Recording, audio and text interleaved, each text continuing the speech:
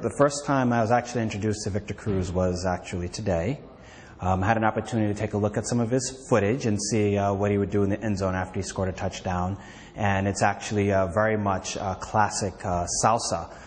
Pretty much almost homebrew that's taught by mom and pop and usually passed down generation to generation. Movement is very grounded, like old school salsa really is. And it has a lot of flavor behind it. It looks like it's a lot of fun. And I find it to be great that he gets to bring some of his culture into the game for his victory dance, so to speak.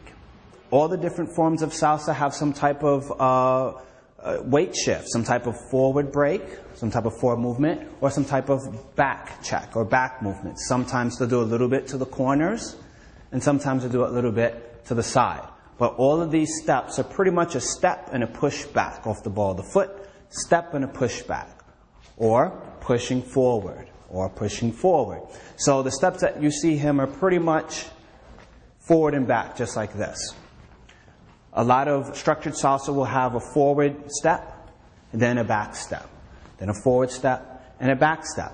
And essentially, all it pretty much needs you to do is step forward, push off the ball of your foot, bending your knees, and pushing off, and pushing off. And what happens is, with your knees being bent, you can give a little bit of a grounded feeling. So that way it isn't so stiff, like this. So that's the big part. Then the next part is stepping on the balls of your feet. What happens is you get to push off and engage your hips.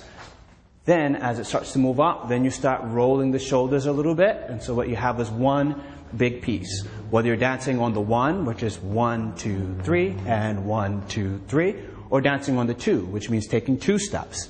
1, 2, 3, and 1, 2, 3. And about New York salsa, born here in the city, is pretty much danced on the 2, which means our weight change happens on the second step. So that would be a prep step on 1, a weight change on 2, 3, and we do the same thing going back. 1, 2, 3.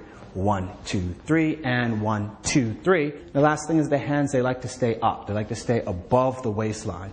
So that way the hands are moving and they're not stiff, like this. So you put everything together, and that's pretty much how you have a flavorful salsa step, whatever style you like to dance.